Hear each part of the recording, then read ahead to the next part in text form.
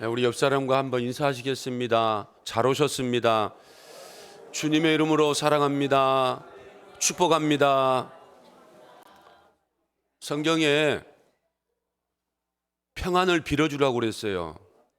왜냐하면 그 사람이 평안을 받을 만하면 빌어준 평안이 그 사람에게 가고, 그 사람이 평안을 받을 만한 마음의 그릇이 못 되면 그 빈 평안이 누구에게로 온다고 그랬습니까? 나에게로 온다고 그랬어요. 그러니까 우리는 축복을 또 평안을 많이 빌어줘야 될 줄로 믿습니다. 왜냐하면 그 사람이 받을 만한 그릇이 못 되면 그 빈 평안과 축복이 누구에게 오기 때문에, 나에게 오기 때문에. 여러분, 우리가 인사할 때 큰 축복 받으십시오. 큰 은혜 받으십시오. 할렐루야. 네. 지금 선거철인데요. 이제 선거하셨습니까? 뭐 전남이 선거 그 사전 선거 투표율이 높다라고 이렇게 말들을 하고 있습니다. 이제 4월 10일이 이제 본 투표 날이기 때문에 이제 며칠 동안 계속 투표뿐만 아니라 이제 선거 일정이 잡혀져 있습니다. 이제 선거철을 통해서 많은 이런 후보자들이 말을 하게 되고요. 그리고 또 뭐 정책이라든가 이런 것들 이제 글이나 또 이렇게 문서를 통해서 배달도 됩니다. 그래서 이제 그분들이 하는 그 말들을 우리가 잘 들어보아야 되고요. 그리고 그들이 하는 정책을 우리가 잘 살펴보아야 될 줄로 믿습니다. 그래서 정말 우리 지역에 또 이 나라와 민족을 위해서 일할 수 있는 이런 사람들을 우리가 투표해야 될 줄로 믿습니다. 그런 의미에서 신앙생활도 마찬가지다라고 생각을 합니다. 왜냐하면 하나님께서 우리들에게 말씀을 주시지 않습니까? 그리고 우리는 그 말씀을 따라서 신앙생활하고 있는 하나님의 사람들 아니겠습니까? 그래서 이제 하나님은 영이시기 때문에 우리 눈에 보이지를 않습니다. 그래서 말씀을 통해서 우리에게 하나님의 뜻을, 하나님의 느낌과 하나님의 감정을 이제 전하고 계십니다. 그래서 여러분들이 그 말씀을 들을 때에, 읽을 때에 수박 겉핥기식으로 들으면 안 된다는 겁니다. 말씀을 어떻게 하라고 그랬습니까? 주야로 묵상하라. 하나님 말씀을 묵상하라는 겁니다. 한 번 읽어보고 또 한 번 읽어보고 또 한 번 읽어보고, 자꾸 똑같은 말씀이지만 읽어보고 한 번 보고 두 번 보고 자꾸만 보고 싶네. 하나님 말씀을 가까이 하면, 하나님 말씀을 또 이렇게 읽어가게 되면 하나님의 의미가, 말씀의 의미가, 하나님의 감정이 또 이렇게 깨달아지게 되면 우리가 하나님을 위해서 하나님의 뜻을 이루는 이런 삶을 살아갈 수 있는 줄로 믿습니다. 그래서 시편 1편 1절과 2절에 보면 복 있는 사람은 어떤 사람입니까? 악인들의 꾀 따르지 않고 죄인들의 길에 서지 않고 오만한 자의 자리에 앉지 않고. 우리는 복 있는 사람은 어떤 사람이에요? 출세하고 성공하고 명예를 얻고, 다 이게 세상적인 아니겠습니까? 영적인 복은 어떤 복인가 하면 악인들의 꾀를 쫓지 않고 죄인의 길에 서지 않고 오만한 자의 자리에 앉지 않고 어떻게 살아가는 사람입니까? 오직 여호와를 즐거워하고 그의 율법을 주야로 묵상하는 자로다. 왜냐하면 하나님 말씀이 우리에게 지혜를 주고요, 하나님 말씀이 우리에게 분별력을 주는 겁니다.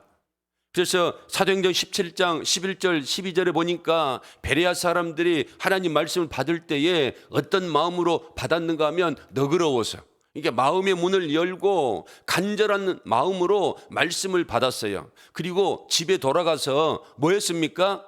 이 말씀이 그런가 그렇지 않은가, 이걸 성경책을 펴놓고 생각을 했다는 겁니다. 또 보고 또 보고. 여러분들에게 한번 물어볼게요. 여러분들 집에 돌아가시면 오늘 본문 말씀을 읽어보신 분이 계십니까? 계시면 왼쪽 눈을 한번 깜박깜박 그려보세요. 집에 가서 성경을 보십니까? 안 보십니까? 예, 주일날만 나올 때 성경을 탈탈 털어가지고 이제 닦아가지고 뭐 지금은 가지고 오지도 않으니까. 예, 여러분, 성경은 하나님 말씀으로 기록된 책인 줄로 믿습니다.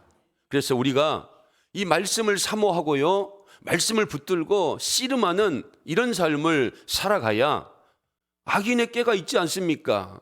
죄인들이 있지 않습니까? 오만한 자들이 있지 않습니까? 이걸 분별하는 삶을 살아가야 돼요. 그래서 데살로니가전서 1장 6절 7절 보니까 뭐라고 말씀을 하고 있습니까? 너희는 많은 환난 가운데서 성령의 기쁨으로 말씀을 받았다는 거예요. 예. 하나님을 기뻐하시는, 하나님 말씀을 기뻐하는 이런 열린 마음으로 하나님 말씀을 받았다는 겁니다. 결국은 7절에 보니까 이들이 어떤 사람이 됩니까? 모든 믿는 자의 본이 되었다. 예. 하나님은 여러분들이 어떤 사람이 되기를 원하는가 하면 믿음의 대장부가 되기를 원하는 줄로 믿습니다. 믿음의 성장을 이루어야 여러분 흔들리지 않고 살아갈 수 있지 않겠습니까? 그래서 믿음의 성장을 이루기를 원하는데 이 믿음이요, 그냥 성장하는 게 아니고 이 믿음이라고 하는 것은 하나님 말씀으로 성장을 하게 되어 있다 하는 겁니다. 그래서 믿음은 들음에서 오는데 이 들음이라고 하는 것은 그리스도의 말씀이라는 거죠. 그래서 원하기는 여러분들이 하나님 말씀을 가까이 할 수 있기를 바랍니다. 자, 여러분, 오늘 누가는 사도행전을 기록을 했는데요, 오늘 누가는 지금 스데반이 죽고 예루살렘 교회에 큰 핍박이 임하지 않습니까? 그래서 1절 말씀에 보면 뭐라고 말씀이 되어져 있습니까? 그날에 사울은 그가 죽임당함을 마땅히 여기더라. 그 날에 예루살렘에 있는 교회에 어떤 박해요? 큰 박해가 있어서 사도 외에 다 유다와 사마리아 모든 땅으로 흩어지니라. 이렇게 됐어요. 여러분, 큰 핍박이 있었다라고 말하고 있지 않습니까? 핍박이 있으면 어떻게 해야 되겠습니까? 도망가야 돼요? 숨어야 돼요? 두려워해야 돼요? 이렇게 기록이 돼야 되지 않겠습니까? 그런데 누가는 어떻게 기록하고 있습니까? 흩어졌다 이렇게 기록하고 있지 않습니까? 여러분, 여기서 큰 핍박이라고 하는 이 큰은 헬라어로 메가스라고 하는, 그래서 영어에 메가라고 하는 단어가 나오게 되는 거죠. 그럼 여러분, 메가톤급 엄청난 핍박이라는 거죠. 그러니까 엄청난 핍박이 있으니까 일반 평신도들은 다 흩어져 버렸다는 겁니다. 누가는 이들이 무서워서 두려워서 도망갔다, 숨었다 이런 표현을 쓰지 않고요, 흩어졌다 이렇게 말씀을 하고 있습니다. 그리고 3절 말씀 보니까 사울이라고 하는 이 청년이 어떻게 했어요? 교회를 잔멸할 때 각 직진마다 들어가지고 남자 여자 할 것 없이 끌어다가 예수 예자만 이렇게 냄새가 나도 어디에 넘겼어요? 옥에 넘겼어요. 근데 여러분, 이 잔멸하다라고 하는 뜻은 짐승에게 쓰는 단어입니다. 멧돼지가 밤에 몰래 내려와 가지고 그 밭을 완전히 뒤집어 이제 더 이상 어떻게 할 수 없을 정도로 이렇게 뒤성키게 만들어 놓은 이런 상태, 이게 잔멸이에요. 그러니까 사울이라고 하는 이런 사람이 마치 짐승이 그 밭을 완전히 엉망으로 만들어 놓은 것처럼 교회를 쑥대밭으로 만들어 놓았어요. 그 권세를 가지고 그 공회원의 그 영장을 받아가지고. 그래서 이 사울이라고 하는 청년이 어디까지 갑니까? 다메섹까지 가는 거예요. 이럴 정도로 교회를 잔멸하는 이런 상황 가운데 이 성도들이 어떻게 했는가 하면 흩어지게 되었다, 이런 말씀이 있습니다. 그런데 여러분, 우리가 한번 생각해 볼 것은 이런 사울이 변하여 누가 됩니까? 바울이 되는 거예요. 여러분, 우리는 사람을 향하여서 절대로 극단적인 이런 말들을 해서는 안 됩니다. 저 사람은 안 돼라고 해서는 안 되는 거예요. 많은 사람들이 사울은 안 돼라고 했을 겁니다. 그렇지만 하나님은 이 짐승 같은 하나님을 알지 못하고 교회를 핍박하는 이런 사울이지만 하나님의 무엇이 들어가니까? 은혜가 들어가니까 변화가 되더라. 여러분들에게도 뭐가 들어가면, 은혜가 들어가면 여러분들도 변하여 훌륭한 하나님의 일꾼이 되어지는 줄로 믿습니다. 그래서 여러분, 우리 자녀들에게도 우리가 기도해야 돼요. 하나님, 우리 자녀 예수 믿을 수 있고요, 우리 자녀가 이제 예수 믿고 훌륭한 이런 하나님의 교회를 섬기는 일꾼이 되어줄 수 있습니다. 그래서 여러분, 성 어거스틴 어머니 모니카가, 그 어거스틴이 이제 한때 이교도에 나가게 되고 타락하고 방탕하게 되고 이런 상황 가운데 있을 때에 모니카가 기도하지 않습니까? 하나님 앞에 기도하지 않습니까? 기도하는 어머니의 자식은 결코 망하지 않는다라고 하는 이런 말씀도 있는 것처럼, 여러분, 우리가 우리 자녀들을 위해서, 그리고 믿지 않는 불신자들을 위해서 하나님 앞에 간절히 기도해야 될 줄로 믿습니다. 아무튼 여러분, 예루살렘 교회에 큰 핍박이 왔어요. 교회를 잔멸할 정도로. 이거 여러분, 누구의 역사인가 하면 사단의 역사다 하는 거죠. 여러분, 사단은요, 교회가 세워지는 것 원하지 않습니다. 교회가 평안하는 것 원하지 않습니다. 어떻게 해서든지 교회에 시험거리를 주고요, 교회를 흔들고 교회를 잔멸해서 교회가 무너지고 교회가 세워지지 않도록, 건강한 교회가 되지 않도록. 사도 베드로전서 5장 8절에 보니까 너희 대적 마귀가 뭐라고 그랬어요? 우는 사자같이 두루두루 다니며 어떤 자를 찾습니까? 삼킬 자. 여러분들은 절대로 마귀에게 삼킬 자가 되지 않기를 바랍니다. 삼킬 자가 되지 않기 위해서는 무엇을 주지 말라고 그랬어요? 틈을 주지 말라고 그랬어요. 틈을 주지 말고 늘 깨어서 기도하면서 믿음의 삶을 우리가 살아가야 될 줄로 믿습니다. 그래서 여러분, 제가 항상 이제 교회 목회 현장에서 걱정이 되는 게 뭔가 하면, 정말 여러분, 우리 교회가 얼마나 지금 분위기가 좋습니까? 그런데 이 은혜가 넘치는 곳에 뭐가 넘쳐요?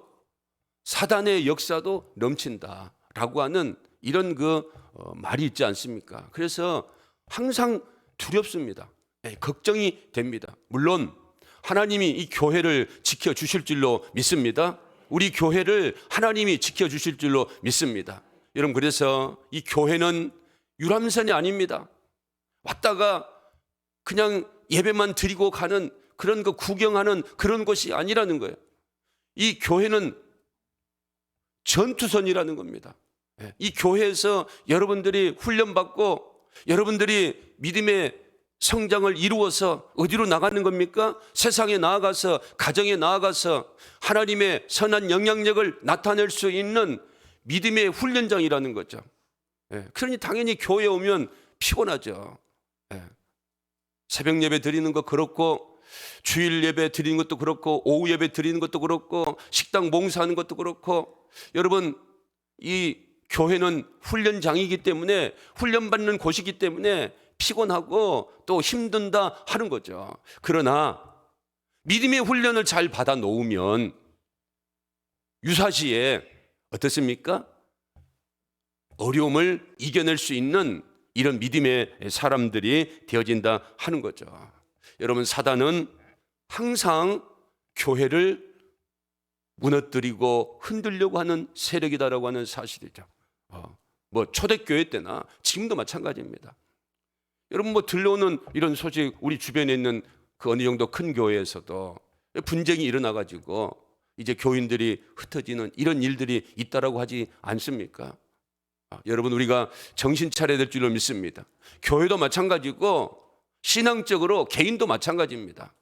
신앙생활 바르게 하지 못하게 합니다. 이단들 보내고요, 그리고 시험 이렇게 거리 보내고, 그래서 개인들도 시험 들게 하고 유혹에 넘어가게 해서 교회 다니고 싶은 마음 없게 하고, 교회 봉사하고 싶은 마음 없게 하고, 그 마음과 그 신앙과 그 믿음을 흔들어서 넘어뜨리고 실족케 하는 이런 세력들, 여러분, 우리는 이겨내야 될 줄로 믿습니다. 오늘 이 예루살렘 교회에 큰 핍박, 그리고 사울과 같은 이런 그 사람이 교회를 완전히 쑥대밭을 만들 정도로 이렇게 힘들게 하고 있는데, 성경은 어떻게 표현을 하고 있는가 하면 흩어졌다 이렇게 말씀을 하고 있습니다. 그리고 흩어졌다라고 하는 이런 단어가 능동이 아니고요, 수동이라는 겁니다. 흩어지게 했다는 겁니다. 그럼 누가 흩어지게 하셨는가 하는 거죠.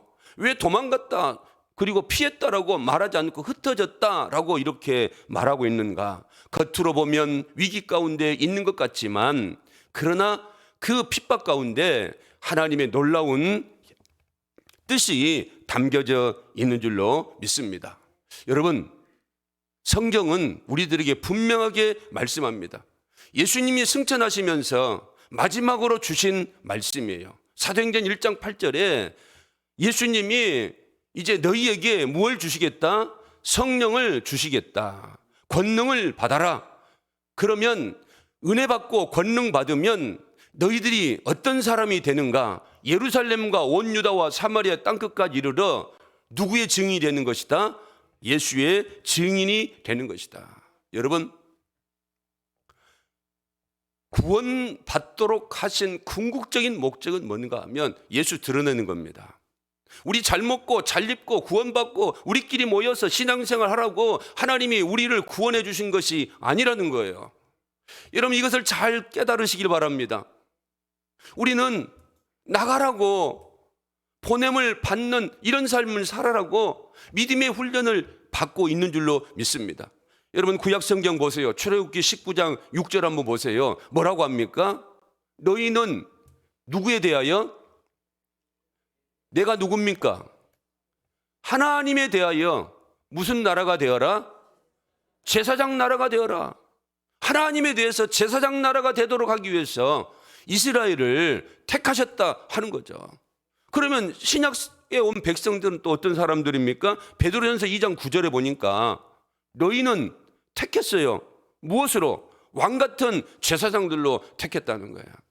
구약 이스라엘 백성들도 마찬가지고 성령을 통하여서 부름을 받은 저와 여러분도 무엇을 위해서?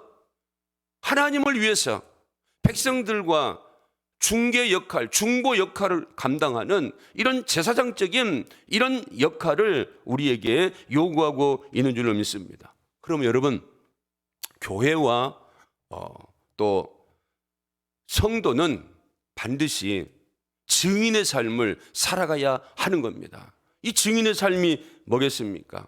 전도하는 것이고 선교하는 것이고. 여러분, 성경에 두 가지 교회가 있지 않습니까? 모이는 교회와 흩어지는 교회. 그래서 일단은 모여야 됩니다. 모여서 구원받아야 됩니다. 모여서 성령 받아야 됩니다. 그리고 구원받고 성령 받고 은혜 받고 어떻게 해야 됩니까? 나가야 하는 거예요. 예수님이 야고보와 요한과 베드로를 데리고 변화산에 올라갔어요.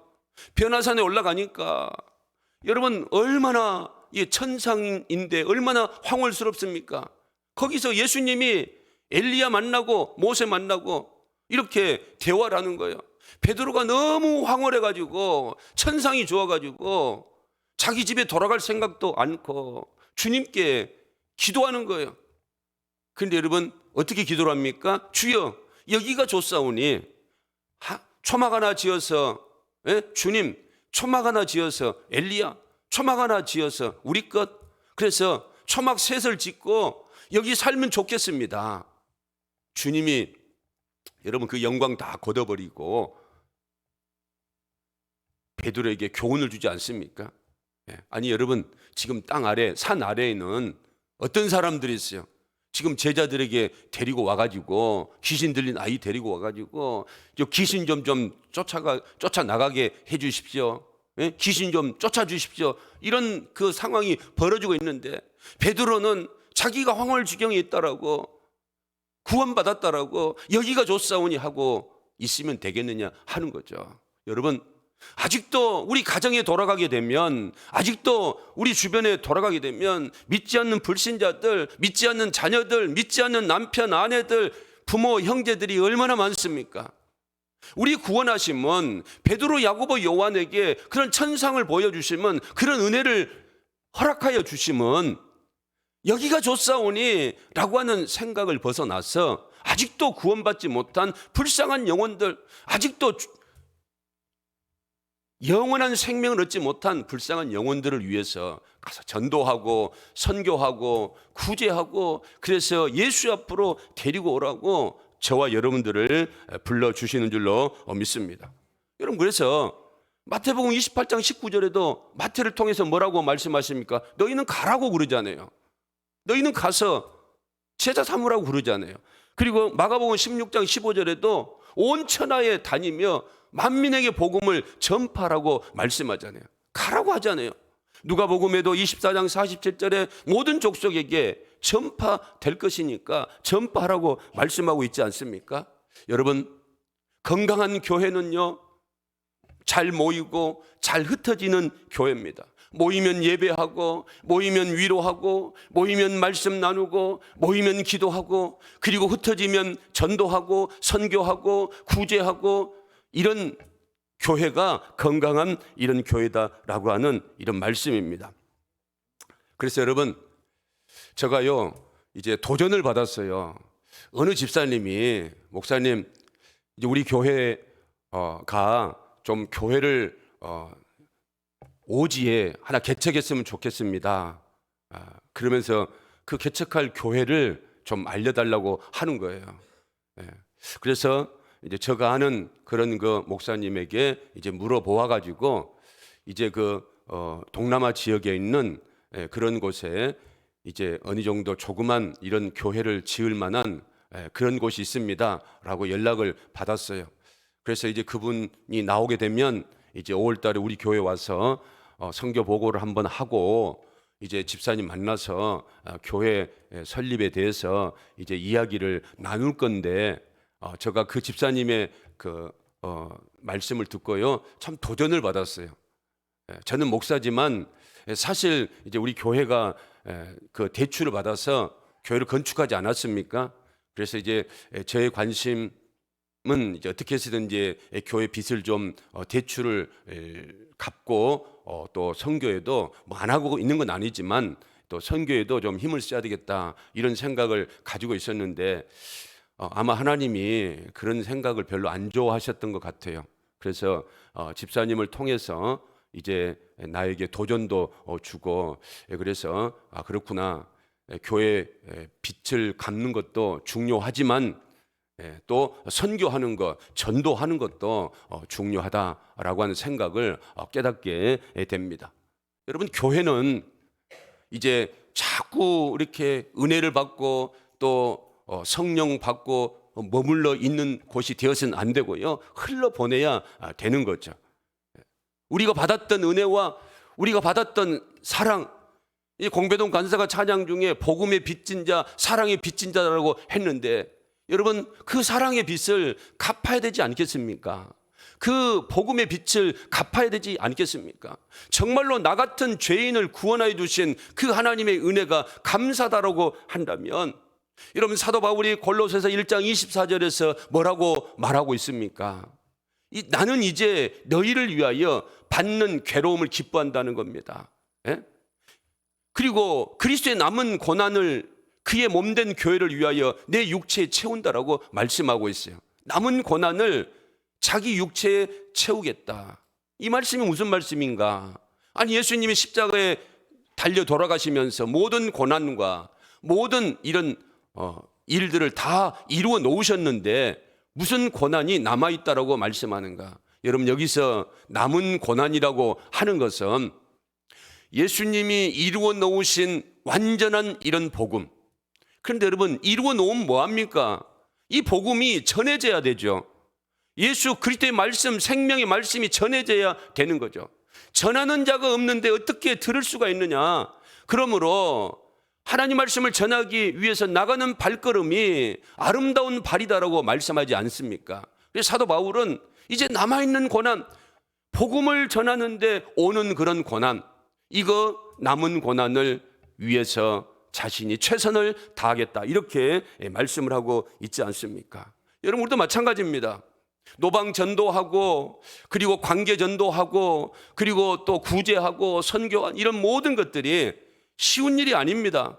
많은 이런 어려움이 있는 것이고요. 물질도 있어야 되는 것이고요. 시간도 들여야 되고요. 여러 가지 어려움들이 있어요. 이런 고난을 어때요? 우리가 감수를 해야 한다는 거예요. 예수님은 이 땅에 오시기까지, 십자가를 지시기까지, 죽기까지 우리를 위하여서 물과 피를 다 쏟으시고 우리를 위하여 모든 것을 다 내어놓으셨는데, 여러분 우리가 그런 영적인 깊이를 깊이 깨닫는다고 한다면, 내가 무엇이 간데 하나님이 나를 위하여 예수 그리스도를 보내주시고, 내가 무엇이 간데 예수님이 나를 위하여 십자가에 죽으시고, 내가 무엇이 간데 오늘 이 시간까지 이 자리에 나와서 하나님 말씀을 듣게 하며 하나님 말씀을 통하여서 들려지게 하고 감동이 되게 하고 위로받게 하고 우리가 도전받게 해서, 그렇구나, 나 같은 죄인을 구원하여 주신 그 하나님의 은혜의 빚진 자로서 내가 예수 그리스도를 전하는 이런 삶을 살아야 되겠다. 여러분, 사도 바울은 절대로 사도가 될 수 없었던 사람이고 교회를 잔멸한 사람 아닙니까? 그럼에도 불구하고 그가 은혜를 받으니까, 하나님의 은혜가 깨달아지니까 자기가 누리고 있었던, 가지고 있었던 모든 것들을 배설물로 버려버리고 그 유익한 것들을 해로 여기면서 하나님 말씀을 전하는 이런 삶을 살아가겠다라고, 남은 고난을 내가 채우겠다라고 말하고 있지 않습니까? 사도행전 20장 24절에 사도 바울의 고백이 뭡니까? 내가 달려갈 길과 주 예수께 받은 사명 곧 하나님의 은혜의 복음을 증거하는 일을 마치려 하면은 나의 생명조차 조금도 귀한 것으로 여기지 아니하노라. 자기 생명 아깝지 않는 사람 어디 있겠습니까? 여러분, 어저께 그저께 갑자기 전화 한 통화가 우리 집사람에게 들려왔어요. 가만히 들어보니까 우리 집사람도 왜 그렇습니까? 막 당황한 목소리에서 깜짝 놀라서 저도 이제 옆에서 귀를 기울이고 들었는데, 우리 집사님의 막내 남동생이 갑자기 골프도 치고 그리고 들어와서 잤는데 아침에 일어나 보니까 죽어 있더라는 겁니다. 네, 죽어 있더라는 거예요. 여러분, 얼마나 울고불고 하든지. 네. 그래서 제가 위로차 좀 가보고도 싶었지만 또 지금 상황이 그러니까 이제 오는 것을 조금 사양해 달라고 부탁하고 하는 말씀을 들어서 알겠습니다라고 전화를 끊고 기도는 하고 있지만, 여러분, 자기 생명 아까운 사람이 어디 있겠습니까? 네. 그런데 왜 사도 바울은 예수 안 믿고 세상적으로 나아가게 되면 사람들에게 대우받고 사람들에게 존경받고 유대인 사회에서 정말 잘 나갈 수 있는 그런 사람이지만 다 배설물로 여겨버리고 그리고 모든 유익한 것들 해로 여긴다라고 고백하면서 예수 그리스도 생명의 은혜의 복음의 말씀을 전하는데 자기 생명을 조금도 아끼지 아니하겠다라고 여러분 말할 수 있겠는가 하는 거죠. 여러분, 요한복음 9장 4절과 5절에 보니까 때가 아직 낮임에 나를 보내신 이의 일을 우리가 하여야 하리라. 밤이 오리니 그때는 아무도 일할 수 없느니라. 내가 세상에 있는 동안에는 세상의 빛이로다. 우리가 세상에 있는 동안은 예수의 빛을 반사하는 하나님의 생명의 말씀을 전하는 이런 삶을 살아가야 한다 하는 거죠. 때가 온다는 겁니다. 그 때는 모른다는 겁니다. 그렇지만 여러분, 우리가 세상에 있는 날 동안 연세가 많으신 분들 보니까 힘이 없다라고, 그리고 또 노쇠해서 하나님의 일들을 제대로 감당하지 못하는 것도 아니겠습니까? 제가 18년 전에 동문교회 왔는데 그때만 하더라도 정말 건강했던 그런 분들, 18년이 흐르니까 여러분 몸도 마음도 약해지는 이런 모습들을 바라보면서 정말 안타까운 이런 마음들을 갖게 되는 거죠. 여러분, 성경에도 이런 찬송이 있지 않습니까? 어두운 밤시 되리니 내 직분 지켜서 일할 수 없는 밤이 속히 오리라. 할렐루야. 우리가 일할 수 없는 그런 밤, 침상에 누워서 어찌할 수 없는 그런 상황 가운데 처할 날이 속히 올 것이다라고 말씀하고 있지 않습니까? 사랑하는 성도 여러분, 오늘 우리에게 주어진 말씀이 여러분들에게 도전이 되기를 바랍니다. 그래서 흩어진 사람들이 무엇을 합니까? 4절 보니까 복음의 말씀을 전하는 거예요. 복음의 말씀을 전하는 거예요. 그 유대 사회에서 기독교인들을 핍박하고 있지만, 그렇지만 흩어져 있는 사람들, 은혜 받은 사람들, 사마리아 성까지 내려가서 그들이 무엇을 하는가 하면 하나님의 생명의 말씀을 전하더라. 정말 여러분들이 알고 배우고 있지만 사마리아는 가고 싶지 않는 그런 곳입니다. 그래서 예수님도 이제 갈릴리로 올라가실 때 그 중간 지역 사마리아 그 지역을 지나지 않는 거예요. 왜냐하면 역사적인 배경 가운데 사마리아는 아수르 이런 군대에 의해서 이게 멸망할 때에 아수르 사람들이 유대를 아수르화하기 위해서 아수르에 있던 사람들을 사마리아에 데리고 와가지고 결혼을 시킵니다. 그러니까 유대 사람들이 사마리아는 혼혈입니다 라고 해서 이방인처럼 그렇게 그들을 멸시했어요. 그런 사마리아에 누가 내려가는가 하면 스데반이 죽고 나서 빌립이 내려가더라 하는 거죠. 여러분, 하나님 말씀은 매이지 않는다라고 하는 사실을 우리가 배울 수가 있습니다. 여러분, 디모데후서 2장 9절에 보니까 복음으로 말미암아 내가 죄인과 같이 매이는 데까지 고난을 받았으나 하나님의 말씀은 매이지 아니하리라. 할렐루야. 우리는 육을 가지고 있기 때문에 사도 바울은 감옥에 갇혀 있다라고 할지라도 하나님 말씀은 매이지 않는다라고 말씀하고 있지 않습니까? 여러분, 우리가 그래서 교회를 섬길 때에 정말 우리가 잘 생각을 해야 됩니다. 내가 아니면 안 된다라고 하는 이런 식은 절대로 잘못된 생각입니다. 내가 아니라도 하나님이 모세가 죽으니까 여호수아 준비시켰고요, 여호수아 죽으니까 사사들 준비시켜 주고요, 사사들이 안 되니까 사무엘 세우고요, 사무엘이 안 되니까 사울이 안 되니까 다윗을 세우고요, 엘리야가 안 되니까 엘리사를 세우고요, 하나님이 스데반이 이제 죽으니까 빌립을 세우고요, 이제 하나님이 누구를 세우십니까? 저와 여러분을 세우셨다는 겁니다. 여러분, 복음은 매이지 않는 줄로 믿습니다. 우리는 그래서 기회가 있을 때에 하나님 말씀을 열심을 다하여서 전하는 이런 믿음의 삶을 살아가야 될 줄로 믿습니다. 그런데 여러분, 중요한 것, 빌립이 전하는 이 핵심이 뭔가 하면 5절 말씀 한번 보겠습니다. 빌립이 사마리 성에 내려가 그리스도를 백성에게 전파하니. 예수 그리스도입니다. 예수 그리스도. 예수는 그리스도라고 하는 이 사실, 천한 인간의 구원받을 만한 이름을 주신 일이 없다라고 말씀을 하셨어요. 예수가 들어가니까 사람들의 질병이 고쳐지고 귀신이 쫓겨나고, 예수가 들어가니까 그들이 구원받고 그 성 안에 큰 기쁨이 있었다라고 하는 이런 말씀입니다. 여러분, 그래서 지금도 질병 가운데 있는 불쌍한 영혼들, 지금도 사망의 어둠의 권세에 매여 있는 불쌍한 영혼들, 육의 눈으로만 세상을 바라보면서 우울하다, 슬프다, 염려된다, 걱정된다, 두렵다라고 말하는 불쌍한 영혼들, 그들에게 하나님의 생명의 말씀을 전하여서 그들의 눈에 비늘이 벗겨져서 사울이 바울 된 것처럼 바울 되어져서 이제는 예수 그리스도를 위하는 삶을 살아가는 것처럼, 여러분, 우리가 하나님 앞에 귀하게 쓰임받는 훌륭한 일꾼들이 되어져서 육의 눈을 가지고 살아가는 불쌍한 영혼들에게 그 눈에 감겨져 있는 그 비늘을 벗겨서 그들도 영광 가운데 거하심 하나님을 바라보면서 믿음의 삶을 살아갈 수 있도록 저와 여러분이 받은 은혜를 흘러보내고 사랑과 복음의 빚진 자로서의 삶을 살아가는 귀한 은혜가 임할 수 있기를 주님의 이름으로 축원을 드립니다.